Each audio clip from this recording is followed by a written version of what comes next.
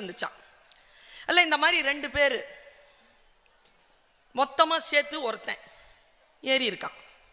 ஏறிட்டு வாழ்க்கை சரியில்லை, ஒரு பயமாக இருக்குது, இந்த படகு உடஞ்சி போயிடும், இந்த கப்பல் உடஞ்சி போயிடும், நாம் உயிரோடு இருக்க போகிறதில்ல, ஐயோ இந்த வாழ்க்கை ரொம்ப சொம கத்திக்கிட்டே இருந்திருக்கான். நல்லா தெரிஞ்சுக்கோங்க, இந்த உலகத்திலேயே சந்தோஷமாக இருக்கிறவனை பார்த்து நாமளும் சந்தோஷமாகிறது நல்ல குணம். ஆனால் அந்த குணம் நம்ம நிறைய பேர்கிட்ட இல்லை. ஆனால் ஒரு குணம் இயற்கையே கொடுக்குது, சோகமாக இருக்கிறவங்கள பார்த்த உடனே சோகமாயிருவோம். இந்த 2 பேரும் அதான் செஞ்சுருக்கிறாங்க. சந்தோஷமாக கோயிலுக்கு வந்த நம்மள சொமன் இதே மாதிரி புலம்பிட்டு இருந்தா ஒருத்தன், சத்தமாக புலம்பிட்டே இருந்தானா அதில் ஒருத்தர் நம்ம பேராசன் மாதிரி ஒருத்தர் இருந்தார், சொல்வேந்தர் மாதிரி. டேய் அவனை பிடிங்கடா, அவனை சரியில்லையே, எல்லாரையும் கலவரப்படுத்துகிறான், தூக்கி கடல்ல போடுங்கடா. தூக்கி கடல்ல போட்டாங்க.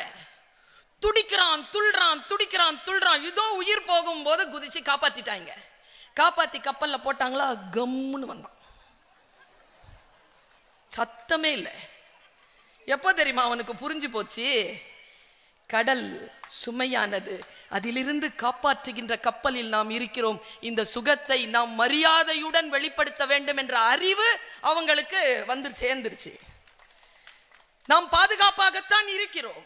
ரூமி சொல்கிறான், நீ எதை தேடுகிறாயோ அதுதான் உன்னை தேடுகிறது. நம்முடைய வாழ்க்கையில் நாம் எப்படியான வாழ்க்கையை நாம் தேடுகிறோமோ அதுதான் நான் இன்னைக்கு சொல்றேன். போராட்டம் இல்லையா இந்த வாழ்க்கையில? இருக்கு. எந்த வாழ்க்கை சுகமானது? 4 நாட்களுக்கு முன்னால தினத்தந்தில ஒரு செய்தியா, வட மாநிலத்தில் ஒரு அம்மா கோர்ட்ல கேஸ் போட்டிருக்கு. 1988ஆம் ஆண்டு அந்த அம்மா போட்ட கேஸ். அந்த அம்மா பேர் செலினா ஜோன்ஸ். இப்ப என்ன காலம், 34 வருஷம் கழிச்சு அந்த அம்மாக்கு தீர்ப்பு வந்திருக்கு. என்ன கேஸ் தெரியுமா? அந்த அம்மா நர்ஸா போய் ஒரு ராணுவத்தில் சேர்ந்திருக்கு, நம்ம ராணுவத்தில் சேர்ந்திருக்கு.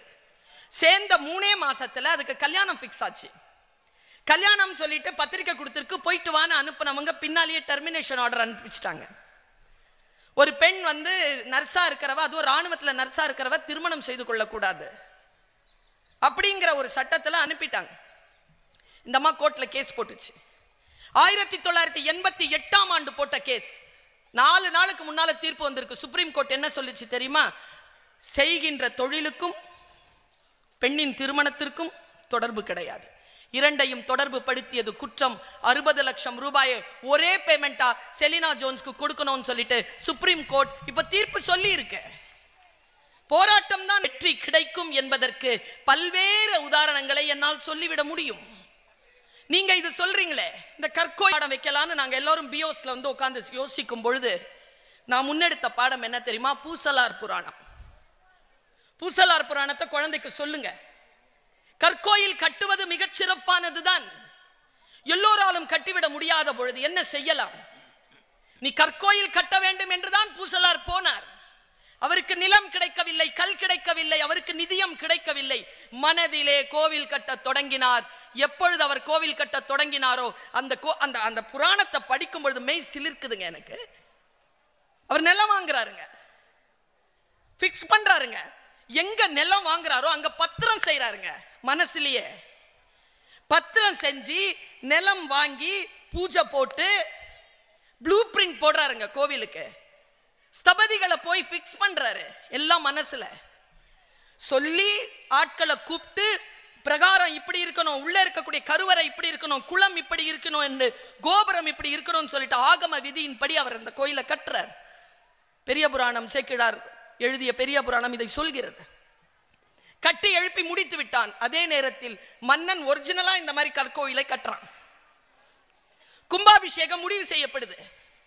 கும்பாபிஷேகத்தினுடைய முடிவு நாளில், இன்றைக்கு அடுத்த நாள் காலையில கும்பாபிஷேகம்னா, அன்று இரவு மன்னனுடைய கனவில் வந்து சிவன் சொன்னாராம், உன்னுடைய கும்பாபிஷேகத்துக்கு என்னால டேட் கொடுக்க முடியாது,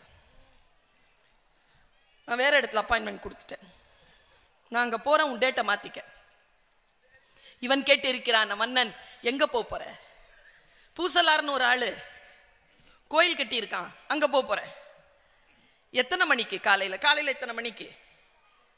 நேரா மன்னன் அடுத்த நாள் காலை பூசலாரை தேடி போனான். கோயில் இல்லை, பூசலார் மட்டும் உட்கார்ந்திருக்கிறான். கும்பாபிஷேகம் தொடங்கி இருக்கிறது. மன்னன் தன் பரிவாரங்களுடன் போய் அவர் கால்களில் விழுந்து அந்த கும்பாபிஷேகத்தில் கலந்து கொண்டான் என்று அந்த புராணம் முடிகிறது. இது நமக்கு சொல்ல வருகின்ற விஷயம் என்ன? வெளிச்சூழல் சரியாக இல்லை என்றாலும் உள்நிலை நிர்வாகத்தை சரியாக வைத்துக் கொண்டால், இத்தகைய கோவிலை மனதில் எழுப்பிக் கொண்டால், அந்த சிவன் நமக்கு கும்பாபிஷேகத்திற்கு வந்து அங்கு குடி இருப்பான் என்பதனை நமக்கு சொல்லித் தருகின்ற சிவபுராணம் நம் கையில், பெரிய புராணம் நம் கையில் இருக்கிறது. வாழ்க்கை நமக்கு சொல்லித் தருவது என்ன? சூழல்கள் வரும். என்னுடைய அணியில் பேசிய சுசித்ரா அவர்கள் ரொம்ப சிறப்பான ஒரு விஷயத்தை சொன்னாங்க. உங்க எல்லார்கிட்டையும் ஒரு சொல்றேன், உறவுகள் இன்னைக்கு சுருங்கிக்கிட்டு இருக்கு. புருஷன் பொண்டாட்டி பிரச்சனைகள், அதை கேலியாக பேசுதல், அதை எல்லோரும் கைத்தட்டி ரசித்தல் எல்லாம் சரி. ஆனால் உண்மையான வாழ்க்கையில் கணவன் மனைவி என்கின்ற உறவு மிக மிக முக்கியமானது. அதில் இருக்கக்கூடிய சுகம் மற்ற விஷயங்களில் தேடலில் இல்லை என்று இந்த சமுதாயத்திற்கு நாம் சொல்லியாக வேண்டிய கடப்பாட்டில் நின்று கொண்டிருக்கிறோம். அம்மா நான் சும்மாவா? பொறுமையில் சிறந்த பூமியும் உண்டு, பூமியை விஞ்சும் தாய்மனம் உண்டு. கோவிலில் ஒன்று, குடும்பத்தில் ஒன்று, கருணையும் தாய்மையும் கடவுளும் ஒன்று. அம்மா சாமி. அவன் நினைச்சிட்டு அதை பாருங்க, எல்லா தெய்வங்களும் அந்த கருவறையில் இருக்குமா? அம்மா சாமின்னு ஏன் சொன்ன பாருங்க. எல்லா தெய்வங்களும் அந்த கருவறையில் இருக்கும். அந்த கருவறையே இந்த தெய்வத்திடம் இருக்கும். அவ சாமி. சாமியை உள்ளே வைத்திருக்கக்கூடிய பேராற்றல் பெற்றவள் அந்த அம்மா இருக்கா இல்லையா? அந்த அம்மாவை உயிருடன் இருக்கின்ற பொழுது பேணி பாதுகாத்துக் கொள்ள வேண்டும். அவ எனக்கு தெரிஞ்சிங்க, எங்க அம்மாக்கு 79 வயசுங்க. எனக்கு ஏதேனும் கஷ்டம் இருந்தா போன்ல பேசினா ஒரே வார்த்தை தான், ஒரு 8 வீட்டுக்கு வந்துட்டு போ. இந்த ஒரு சொல் போதாதா? ஒரு 8 வீட்டுக்கு வந்துட்டு போப்பான்னு. அந்த சுகம், தாய் இருக்கும் சுகம், தந்தை இருக்கும் சுகம், தாத்தா பாட்டி இருக்கும் சுகம். எனக்கு தெரியாது இங்க எத்தனை பேர் அண்ணன்மார்கள்னு.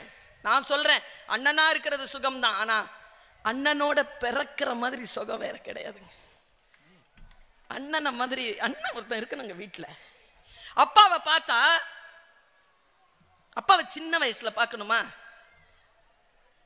அண்ணனை போய் பார்த்துக்கங்க. நிறைய பேர் இருக்கிறோம் நம்ம இங்க. என் அண்ணன் கூட நான் பேசுறது இல்லை. என்ன பெருமை உனக்கு?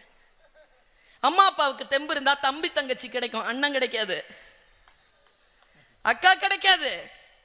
அக்காவும் அண்ணனை யார் தெரியுமா? எனக்கு இது சயின்டிபிக்கா உண்மையானு தெரியாது.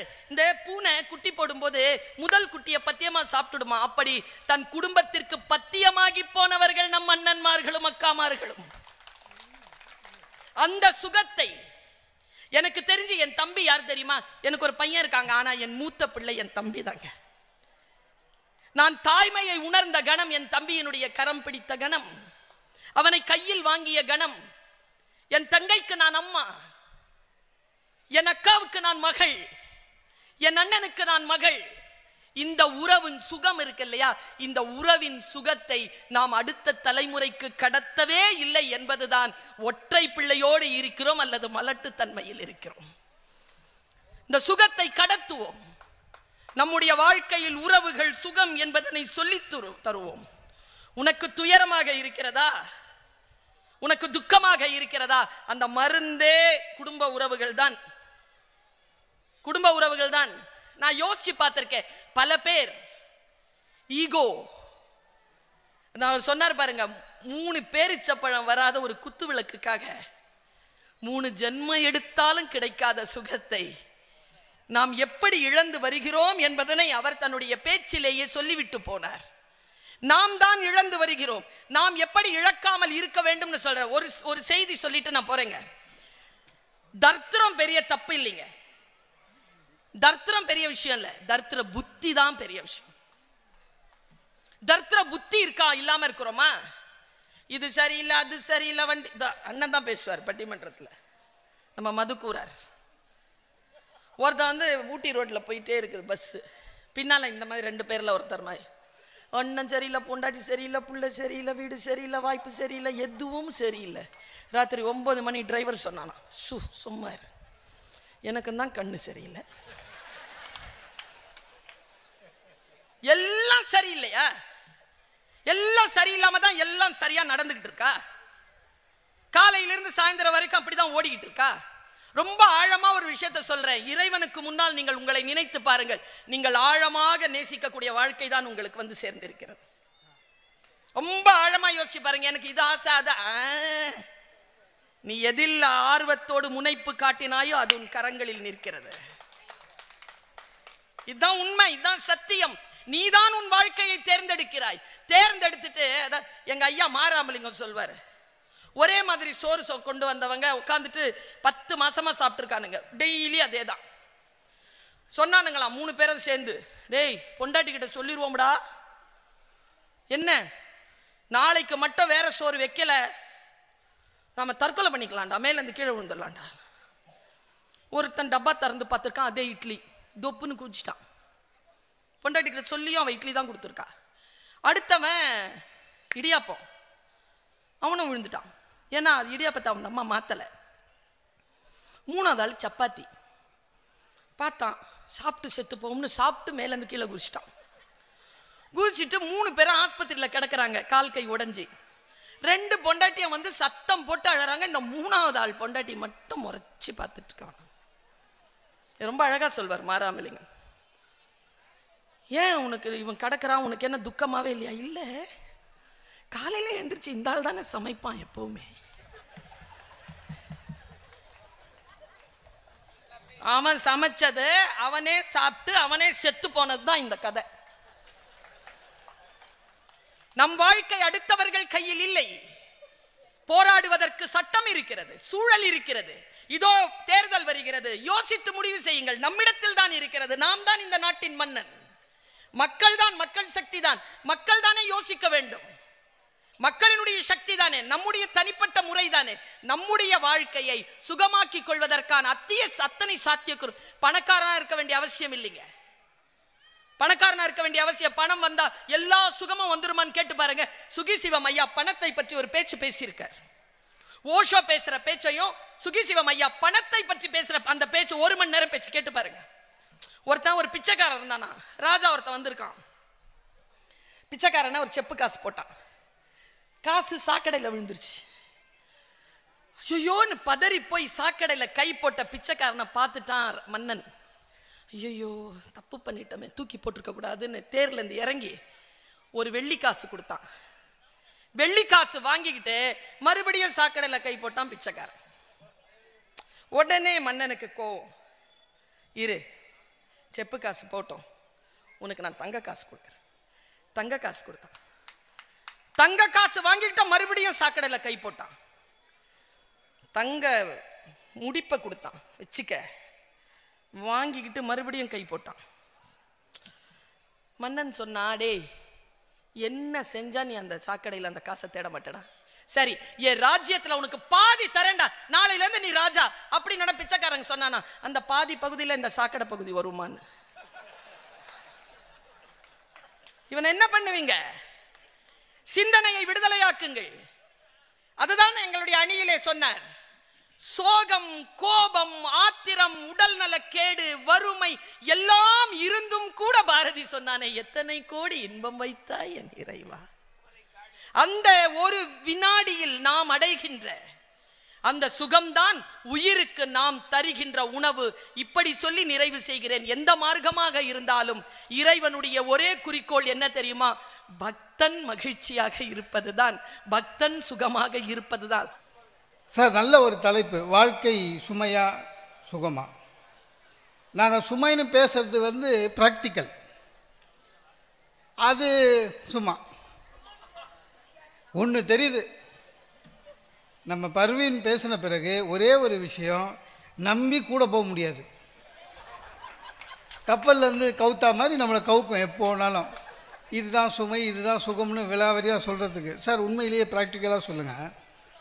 கடந்த ஒரு 20 வருஷமாக முன்னை விட எல்லா கோயில்லையும் கூட்டம் அதிகம் பார்த்துருக்கீங்களா? எந்த கோயில்லையும் கூட்டம் அதிகமாக வருது. அது சின்ன கோயில், பெரிய கோயில், பரிகார ஸ்தலம் எதுவாக இருந்தாலும் சரி, இந்த 20 ஆண்டுகள் கூட்டம் அதிகமாக வருது. அதுக்கு காரணம் என்ன?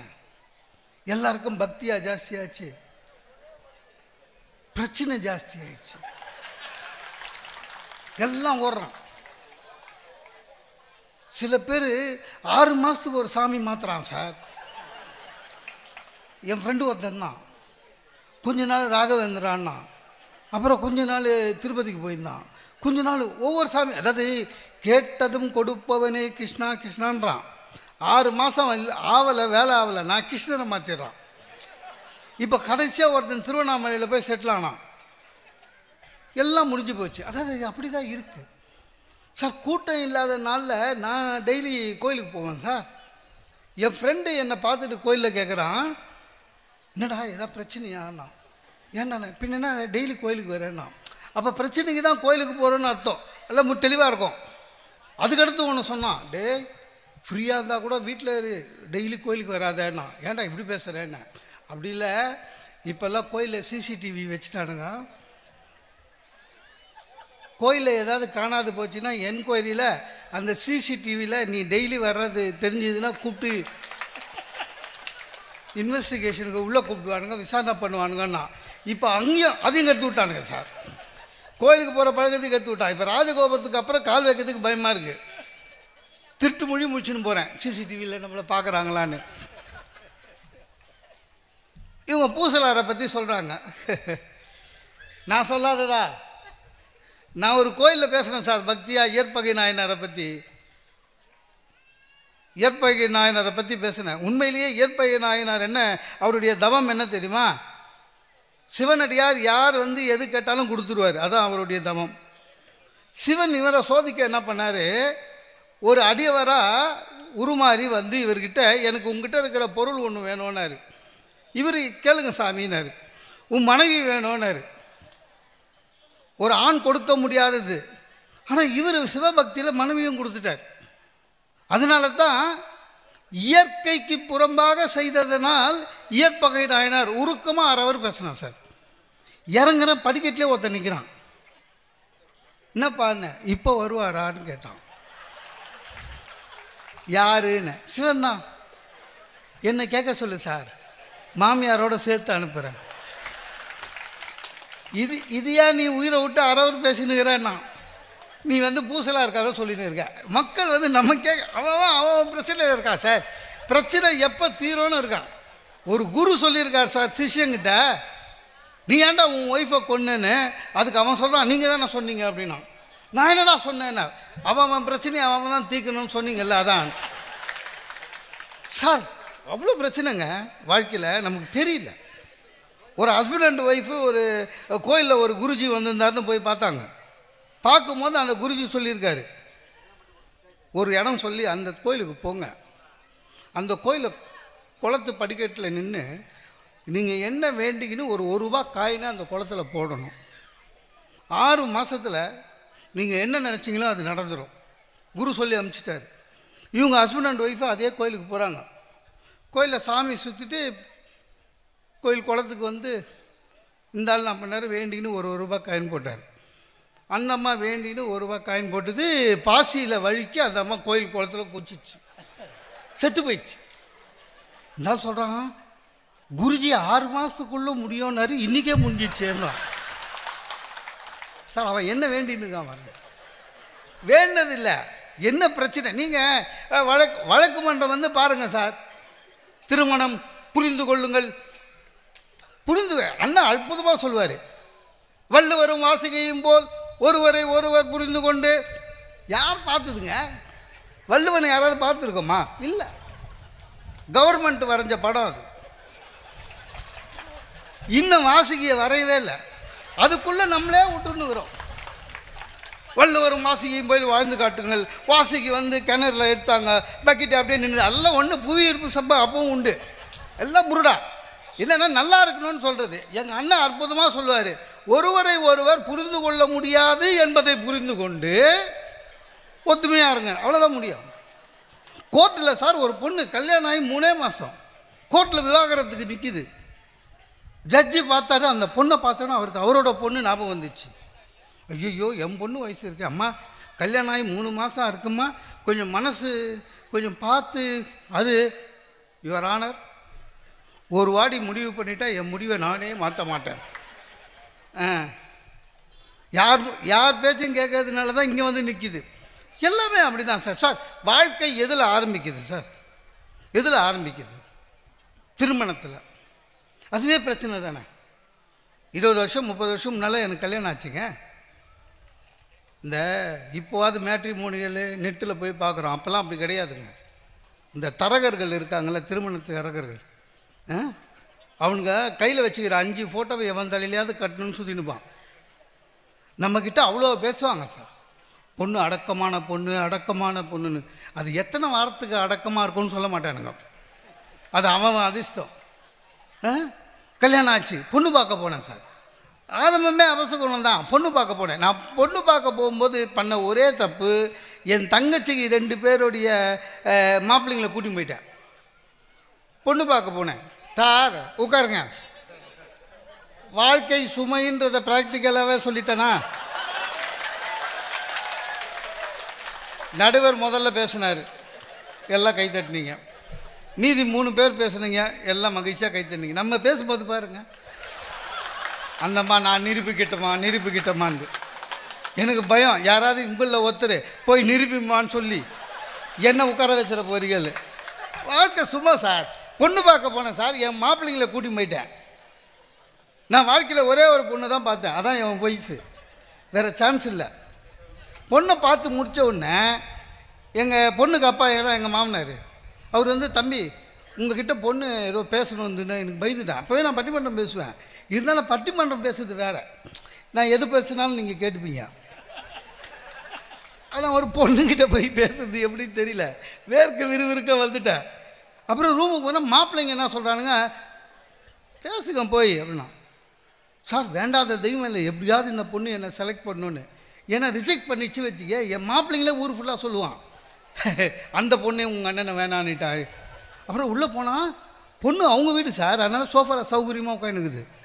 நம்ம உள்ளே போய் நிற்கிறதா உட்காரதா கை கட்டணுமா ஒன்றும் தெரியல, திருன்னு முடிச்சுன்னுக்கிறேன். அப்புறம் MBA படிச்சிருக்கீங்க, எஸ். 60,000 ரூபா சம்பளம், எஸ்மா. உங்களை பற்றி உங்கள் ஹெச்ஆரில் கேட்டேன், நல்லா சொன்னாங்க அப்படின்ச்சு. அது லூஸு. நான் ஏற்கனவே எங்கள் ஹெச்ஆர்கிட்ட சொல்லியிருந்தேன், எனக்கு பொண்ணு பார்க்குறாங்க, இந்த பொண்ணோட அப்பா அண்ணன் ஏதாவது புதுசாலிங்க ஃபோன் பண்ணுவான், அவனுங்கக்கிட்ட நான் நல்லவன் சொல்லு, சனிக்கிழமை பார்த்து எங்கள் ஆசைன்னு சொல்லியிருந்தேன். அவன் நல்லா கரெக்டாக சொல்லிக்கிறான். அதுக்கப்புறம் திடீர்னு கேட்குது, உங்களுக்கு ஏதாவது பேட் ஹேபிட் இருக்காச்சு. எத்தனை சொல்கிறது, ஒன்றும் இல்லை அப்படின்னு சொல்லிட்டு வந்துட்டேன். எல்லாம் அப்படி தான் சார். சார் ஒரு காலத்தில் 30 வருஷத்துக்கு முன்னால் மாமனார் மாமியார் எல்லாரும் மரியாதை கொடுப்பாங்கன்னு கேள்விப்பட்டு கல்யாணம் பண்ணேன் சார். அதெல்லாம் ஒன்றுமே இல்லை. மாமனார் மாப்பிள்ளை உள்ள நனைஞ்சா எழுந்து நிற்பாருன்னு சொல்ல கேள்வி. எங்கள் மாமனார் கால் மேலே கால் போட்டு, அப்புறம் ப்ரொமோஷன் எதுவும் வரலையா அப்படின்வார். ஏதோ அவர் வேலை செய்யும் போது மாதம் ப்ரொமோஷன் வாங்கின மாதிரி. மாமியாருங்கெல்லாம் மாப்பிள்ளை முன்னாலேயே வர்றது இல்லையா ஒரு காலத்தில், அதாவது தூணுக்கு பின்னால் நின்று பேசுவாங்க. இப்போ அப்படிலாம் கிடையாது, எல்லாம் மாறி போச்சு. கஷ்டம் சார். எவ்வளோ பிரச்சனை திருமணத்திலிருந்து குடும்பம். இவங்க சொல்கிறாங்க, அண்ணன் சொன்னது தான் கரெக்டு, அதெல்லாம் பேசவே முடியாது. மனைவிகள் வந்த பிறகு வாழ்க்கை மாறுது. எல்லாருக்கும் அப்படி தான். 40 ஆம்பளை சார் ஒரே ரூமில் 10 வருஷம் ஒத்துமையாக இருப்பான். 40 ஆம்பளை. ஆனால் அவ்வளோ பெரிய வீட்டில் 2 லேடிஸ் சார். முடியல. இந்த எக்ஸாம் மாதிரிங்க ஒவ்வொரு நாளும். பசங்க எக்ஸாமுக்கும் நம்ம எக்ஸாமுக்கும் வேறு. பசங்களுக்காவது சாய்ஸ் இருக்குது, சிலபஸ் இருக்குது. சிலபஸை விட்டு வெளியில் கேள்வி கேட்டாங்கன்னா அவங்களுக்கு வந்து மார்க்கு. ஆனால் நமக்கு அப்படி கிடையாது. டெய்லி எக்ஸாம், சிலபஸே கிடையாது, சாய்ஸும் கிடையாது. ஆஃபீஸுக்கு புறப்படுறேங்க, என் ஒய்ஃபு கேட்குறா, உங்கள் அம்மா அப்பா இன்னும் எவ்வளோ நாள் இருப்பாங்க வீட்டிலன்னு. அதுக்கு பதில் சொல்லணும். சாயங்காலம் வந்தவுடனே எங்கள் அம்மா ஈஸ்வரலட்சுமி மாதிரி இடுப்பில் கை வச்சின்னு உன் பொண்டாட்டி அடக்கி வையின்னுவாங்க. எங்கள் அப்பாவாலேயே முடியலன்னு தான் ஈஸ்டரில் பத்துனுக்கிறாரு. அவங்களுக்கு பதில் சொல்லணும். இந்த லேடிஸ்லாம் மூஞ்சி அடிச்ச மாதிரி பேசுவாங்க சார். என் ஒய்ஃபு சொல்லுது, நான் சொல்கிறேங்க உங்கள் கடைசி தங்கச்சி எனக்கு பிடிக்கவே இல்லை அப்படின்ட்டு. சார் நம்ம என்றைக்காவது ஒய்ஃபு கிட்ட சொல்லியிருக்கோமா உங்கள் கடைசி தங்கச்சி பிடிக்கலன்னு சொல்லியிருக்கோமா? நியாயம் வேணாமா சார் எல்லாத்துக்கும்? இதெல்லாம் விட சார் என் ஃப்ரெண்டு சார் 2 வாரமாக அவன் ஒய்ஃபை வாங்க போங்கன்னு பேசுகிறான். சாதாரணமாக முன்னால் வாடி போடின்னுவான் ஃபோனில், என்னடி என்ன பண்ணிட்டு இருக்கே அப்படின்வான். 2 வாரமாக வாங்க போங்கன்னு பேசியிருந்தான். நான் கேட்டேன், என்னடா திடீர்னு ஒய்ஃபு கிட்ட மரியாதைன்னு. இல்லைடா உனக்கு தான் தெரியுமே என் ஒய்ஃபு பேர் சீதா அப்படின்னா. சரி அதுக்கு நான் இல்லைடா நான் முன்னெல்லாம் சீதா எங்கள் வாடின்னுவேன், இப்போ பிரச்சனை ஒரு சிங்கத்துக்கு பேர் வச்சதுலேயே இவ்வளோ பிரச்சனையாயிடுச்சு. நான் வந்து வாடி கிடின்னு சீதா வாடின்னு சொல்லி வெளியில் கேட்டாங்க வச்சுக்க, எதுக்குடா வம்புன்னு. உங்கள் ஒய்ஃபு ஒன்றும் சொல்லலையான்னு. அவள் கொஞ்சம் வெட்கப்பட்டு இதுவே நல்லா இருக்குது இப்படியே கூப்பிடுங்கன்னு சொல்லிட்டா அப்படின்னா. நல்ல காலம் எல்லாமே அப்படி தான் சார், ஒரு சேஞ்ச் இல்லை சார். சார் ஆஃபீஸ்லேருந்து வீட்டுக்கு அதே வீட்டுக்கு தான் சார் வரோம். திடீர்னு ஒய்ஃபை ஷூவை கழட்டுறேன் டயர்டு. ஏங்க வீட்டில் ஏதாவது சேஞ்ச் இருக்கா பாருங்கள், சேஞ்சு தெரியுதா பாருங்கள். அதே வீடுங்க, அதே போர்ட்டிகோ, அதே ஸ்கூட்ரு, அதே ஷூ சைஸஸ்ஸு, அதே சோஃபா, அதே ஒய்ஃபு எல்லாம் அதே. ஏதாவது சேஞ்ச் இருக்கா? ஒன்றும் தெரியல எனக்கு. உங்களுக்கு இப்படி தான் ஒன்றுமே தெரியாது, ஒரு ரசனையே கிடையாது. என்ன சேஞ்சுன்னு பார்த்தா ஒன்றும் இல்லைங்க. ஷோ கேஸில் இருக்கிற ஒரு யானை குட்டி பொம்மையில் அதை எடுத்து டிவி மேலே வச்சுருக்கா. அது பேர் இன்டீரியர் டெக்கரேஷன் அவரே சொல்கிறான். இது உங்களுக்கு ரசனையே இல்லைன்னு. அப்புறம் நான் சொன்னேன், சிச்சி ரசனை இல்லைன்னா உன்னை கல்யாணம் பண்ணியிருப்பேனா முடு அப்படின்னு. வாழ்க்கை சுகம் கிடையாது, சுமை. நம்ம தான் அட்ஜஸ்ட் பண்ணிட்டு போகணும். சார் டாக்டர்கிட்ட கூட்டி போயிட்டேன் சார், தெரியாதனமா சுகர் இருக்குன்ட்டார் எனக்கு. என் ஒய்ஃப் டாக்டர்கிட்ட கேட்குறா, சுகர் இருக்குது சரிங்க, ஏன் சுகர் வருது இவருக்கு அப்படின்னு கேட்டான். நான் கூட பரவாயில்ல கேள்வி கேட்குறான்னு நினச்சேன். டாக்டர் சொன்னார், இல்லைங்க ஜீன்ஸ் மரபு வழியாக வரும், அப்பா தாத்தா இருந்தால் சுகர் வரும்னு. இவன் டாக்டர்கிட்ட கேட்குறா, சார் அப்படின்னா இவங்க அக்காக்கு ஏன் இன்னும் வரல அப்படின்னு. சார் எனக்கு சுகர் வந்தது கவலை இல்லை சார், எங்கள் அக்காவுக்கு ஏன் வரலன்றது அவளுக்கு பிரச்சனை. அதுக்கு என்ன சார் பதில் சொல்கிறது? டாக்டர் திருன்னு முழிக்கிறாரு.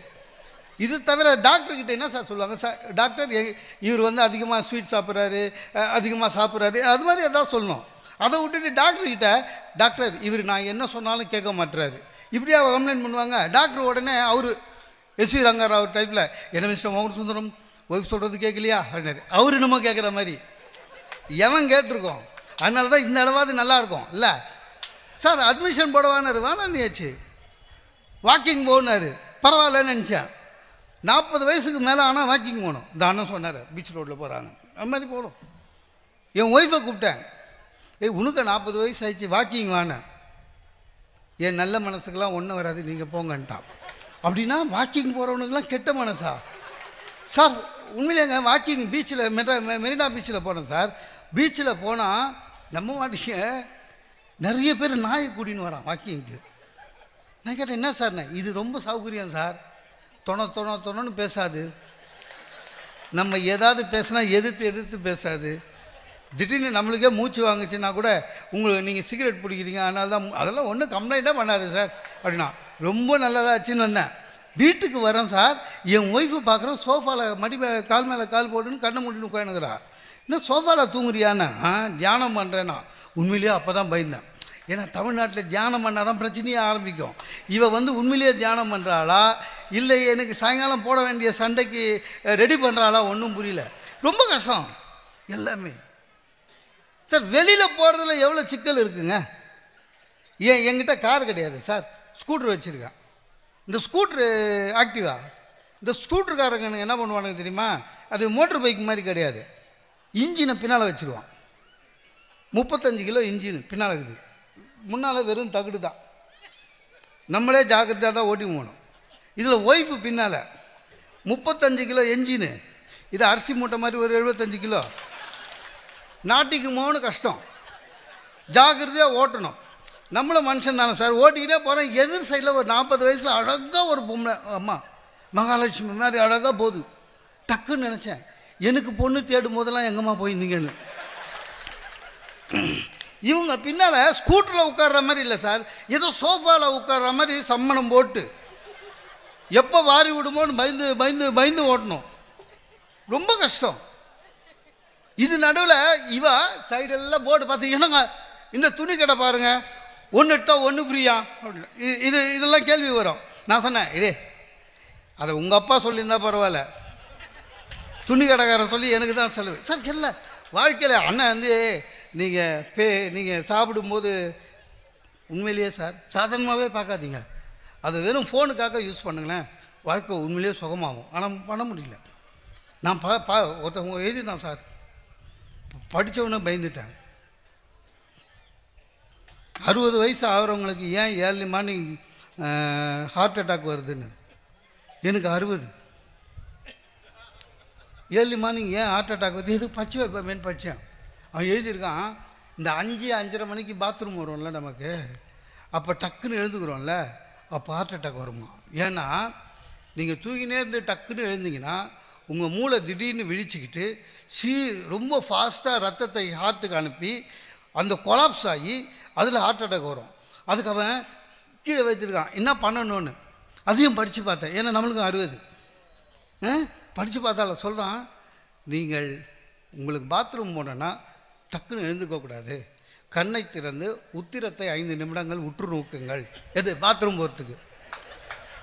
அதுக்கப்புறம் உடனே எழுந்திருக்காதீர்கள், வலது பக்கம் கொஞ்சம் திரும்புங்கள், இடது பக்கம் திரும்புங்கள், வலது பக்கம் திரும்பி எழுந்து கொள்ளுங்கள், தரையிலே படுத்து இருப்பவர்கள் எதையாவது ஊன்றி கொண்டு எழுந்திருங்கள். எதுக்கு? இதெல்லாம் பாத்ரூம் போகிறதுக்கு.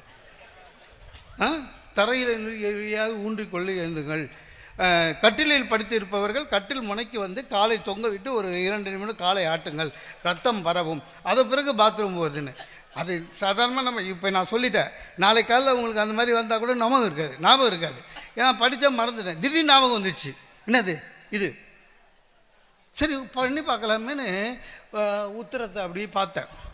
அப்புறம் யோசித்தேன், இவ்வளோ டென்ஷன் எதுக்கு, பேசாமல் தூங்கிட்டு காலையிலே போய்க்கலாமான்னு. சரி வந்துட்டு போயிடலாம் அப்படின்ட்டு உத்தரத்தை ஒரு 5 நிமிஷம் பார்த்தேன் சார். பார்த்தா அவசரமாக வருது, ஏன்னா முடிச்சுக்கணும். இப்படி திரும்புகிறேன். அப்புறம் மெதுவாக அவன் சொன்ன மாதிரி எழுந்தேன், ரொம்ப அவசரமாக வந்தது. அப்புறம் கட்டில் முனைக்கு போய் காலை ஆட்டினேன், கொஞ்சம் வேகமாக ஆட்டிட்டேன் போல. இது என் ஒய்ஃபு கண்டுபிடிச்சி கேட்குறா, நைட்டில் என்ன சர்க்கஸ் பண்ணினுக்கிறேன்னு. விட்டுட்டேன். உண்மைங்க இல்லை, எதுவாக சார் அனாவசியமாக போய் சொல்கிறானுங்க சார். யூடியூப்பில் நிறைய பேர் நம்புகிறோம். நான் பட்டிமன்றம் பேசுகிற நடுவர் ஒருத்தருங்க உடம்பு சரியில்லாமல் வந்தார், செத்துட்டாருன்னு போட்டான். நல்ல மனுஷன் இருந்தாலும் டக்குன்னு எனக்கு சரி இறந்துட்டாருன்னு வந்துக்குது, எதுக்கும் செக் பண்ணிக்கலான்னு சொல்லிட்டு செல்ஃபோனில் கூப்பிடல. அவர் தான் இறந்துருந்தா எப்படி செல்ஃபோன் எடுப்பார், அதனால் லேண்ட்லைனில் கூப்பிட்டேன். அவரே எடுத்தார். என்ன அப்படின்னாரு, ஐயா மோனசம் தெரியும் சொல்லு. ஐயா இல்லை தகவல் பார்த்தேன், இல்லை சாவலை, அப்புறம் அப்படின்னாரு. அவர் பாவம் நிறைய கால் வருது போல இருக்குது. அப்புறம் அப்படின்னாரு. நான் ஒருத்தன் சார், நான் பேச்சாளரா, அவர் பேச்சாளர்ன்றதை வந்துட்டேன் சார். சார் நீ இது வந்து இந்த மாதிரி வந்ததுன்னா அது அதிர்ஷ்டம் சார், ஏன்னா 100 வயசு இருப்பீங்க சார், இது திருஷ்டி கழிஞ்சிது சார், எல்லாம் சொன்னேன். அதுக்கு இதெல்லாம் வேணாம் நிறுத்து, உண்மையிலே ஆயிருந்தா கூட நீ ஃபோன் மட்டும் தான் பண்ணுவியா, நேரில் வந்து பார்க்க மாட்டியா அப்படின்னாரு. எனக்கு பதில் சொல்ல சார், அன்னியோட சார் அவர் பட்டிமன்றத்துக்கு என்னை கூப்பிட்றதே இல்லை. அவருக்கு அதுவே ஞாபகமாயிடுச்சு. எல்லாமே அப்படி தான். ஒரு ஊருக்கு போக முடியுதா சார்? நானு என் ஒய்ஃபு என் பையன் டெல்லி போகணும். டெல்லி போய் ஒரு ஹோட்டலில் தங்க போகிறோம். நமக்கு நம்ம மூளை இருக்குல்ல சார், நிறைய விஷயம் படிக்கும். ஆனால் நினைப்பு இல்லை, எப்போ நினைக்கணுமோ அப்போ நினைப்பு கரெக்டாக வரும். நான் டெல்லி போனேன் சார். டெல்லியில் போயிட்டு ஒரு ஹோட்டலில் ரூம் எடுக்கும்போது நான் எப்போ படித்தது ஞாபகம் வந்துச்சு. என்னென்ன வெளியூரில் போய் ஹோட்டலில் தங்குறவங்களுக்கு ஒரு அட்வைஸு என்ன, ஜாக்கிரதையாக இருங்க. ஏன்னா ஹோட்டல்லாம் முன்ன மாதிரி இல்லை. பெட்ரூமில் ஹோட்டல் ரூமில் நீங்கள் பெட்ரூமை பார்த்தீங்கன்னா அந்த பெட்ரூமில் கட்டிலுக்கு மேலே செவுத்தில் ஒரு 3 அடிக்கு கண்ணாடி வச்சுருந்தா ஜாக்கிரதை. முகம் பார்க்குற கண்ணாடி மாதிரி டிசைன் பண்ணியிருந்தானா. ஏன்னா சில ஹோட்டல் அந்த மாதிரி வச்சு கண்ணாடிக்கு பின்னால் கேமரா வச்சுருக்கான். அதனால் நீங்கள் தங்குனீங்கன்னா, ஒரு நாளோ 2 நாளோ தங்குனீங்கன்னா நீங்கள் தங்குறது ஃபுல்லாக கேமராவில் வச்சு நெட்டில் போட்டுருவான், அதனால் கேர்ஃபுல் அப்படின்னு போட்டுருந்தான். நமக்கு அந்த நேரத்தில் தான் ஞாபகம் வந்தது, இது நான் போன இடம் டெல்லி வேறு, ஏதாவது பிரச்சனை ஆகிட போகுதுன்னு. ஒய்ஃபை என்ன பண்ணேன், நீ என்ன பண்ணுற, தம்பியை கூட்டின்னு லிஃப்ட்டில் வா, நான் முதலியே போகிறேன்ட்டு கிடுக்கிட்டு போனேன். ஆனால் அதில் இன்னொன்று பார்த்துருந்தான். என்னென்ன, ஆனால் உள்ள கண்ணாடி இருக்குல்ல, உள்ளே கேமரா இருக்கா இல்லையான்னு செக் பண்ணுறதுக்கு ஒரு ஐடியா இருக்குன்னு. அதுவும் எனக்கு ஞாபகம் வந்துச்சு. என்னது, நீ ரூமில் லைட் ஆஃப் பண்ணிவிட்டு அந்த கண்ணாடியில் டார்ச் அடித்து பாருங்க. அந்த லைட்டு வந்து உள்ளே ஊடுருவிச்சு வச்சிங்களேன், கேமரா இருக்குதுன்னு அர்த்தம். ஊடுருவில் லைட்டு ஃப்ளாஷ் அடிச்சதுன்னா இல்லைன்னு அர்த்தம். புரிஞ்சுது. சரி, ஒய்ஃப் வரத்துக்குள்ளே ஏதாவது பண்ணலான்னு போயிட்டான். மேலே போனால் கரெக்டாக சொல்லி வச்சா மாதிரி அந்த ரூமில் சார் ஒரு அடிக்கு அப்படியே கண்ணாடி. அடடா, கரெக்டு, படித்தது கரெக்டாக வருதுன்ட்டு அவன் சொன்ன அட்வைஸ் படியே என்ன பண்ணேன், லைட்டெல்லாம் ஆஃப் பண்ணிட்டேன். லைட்டெல்லாம் ஆஃப் பண்ணிவிட்டு டார்ச் அடித்து பார்த்தேன். என்ன ஆயிடுச்சு, திடீர்னு மறந்துட்டேன். என்னென்னு, ஊடுருவிச்சுனா இருக்குதுன்னு அர்த்தமா, ஊடுருவலைனா இல்லைன்னு அர்த்தமானு டென்ஷன் ஆயிடுச்சு. அப்படியே திருன்னு முழிச்சுன்னுக்கிறேன். என் ஒய்ஃபு மூச்சு வாங்கினு, ஒரு கையில் பையன், ஒரு கையில் பெரிய சூட் கேஸு. நான் வந்து உள்ள டார்ச் அடிச்சுருக்கிறல்ல, பார்த்த உள்ள டென்ஷன் ஆகிட்டான். எங்களை அங்கே தனியாக விட்டு நீங்கள் என்னங்க பண்ணுறீங்க இங்கேன்னா, சொல்ல முடியாது சார், உள்ள கேமரா இருக்குமான்னு. ஏன்னா மட்டமான ஹோட்டலுக்கிட்டுன்னு வந்தால் நான் அதோட முடிஞ்சுது வாழ்க்கை. அவகிட்ட என்ன சொல்கிறது? சரி, டார்ச் அடிக்கிறேன், ஊடுருவதா பாருன்னா சொல்ல முடியாது. ஊடுருவதுன்னாக்கா அவளுக்கு புரியாது. ஏன்னா அவள் இங்கிலீஷ் மீடியத்தில் படித்தவன். ஊடுருவத்துக்கு இங்கிலீஷில் என்னான்னு எனக்கு தெரியாது. ஏன்னா நான் தமிழ் மீடியம் வச்சுவேன். பார்த்தேன், எதுக்கு பிரச்சனை வா அப்படின்னு வந்துட்டேன். நம்ப மாட்டீங்க சார், 3 நாள் வள்ளலார் மாதிரியே வேஷியை போத்திக்கிட்டே உட்காந்துருந்தேன். எவனே மூஞ்ச கண்டுபிடிச்சிருக்க முடியாது. வாழ்க்கை சுகம்னு யார் சார் சொன்னது? உண்மையிலே கஷ்டம் சார், ரொம்ப கஷ்டம் வாழ்க்கை. ஆக வாழ்க்கை கஷ்டம். நாங்கள் வாழ்க்கை கஷ்டம்னு சொல்கிறது வெறும் கஷ்டம் மட்டும் இல்லை, ஆனால் வாழ்க்கை இன்பம் இல்லை, கஷ்டம்தான். ஆனால் அந்த கஷ்டத்தை போக்குறதுக்கு முயற்சி செய்வது தான் மனிதனுடைய திறமை. ஆக வாழ்க்கை என்பது இன்பம் இல்லை, வாழ்க்கை என்பது சுமைதான். இந்த தகவல் உங்களுக்கு பிடிச்சிருந்தா லைக் பண்ணுங்க, உங்க ஃப்ரெண்ட்ஸுக்கு ஷேர் பண்ணுங்க, மறக்காம எங்க சேனலுக்கு சப்ஸ்கிரைப் பண்ணுங்க.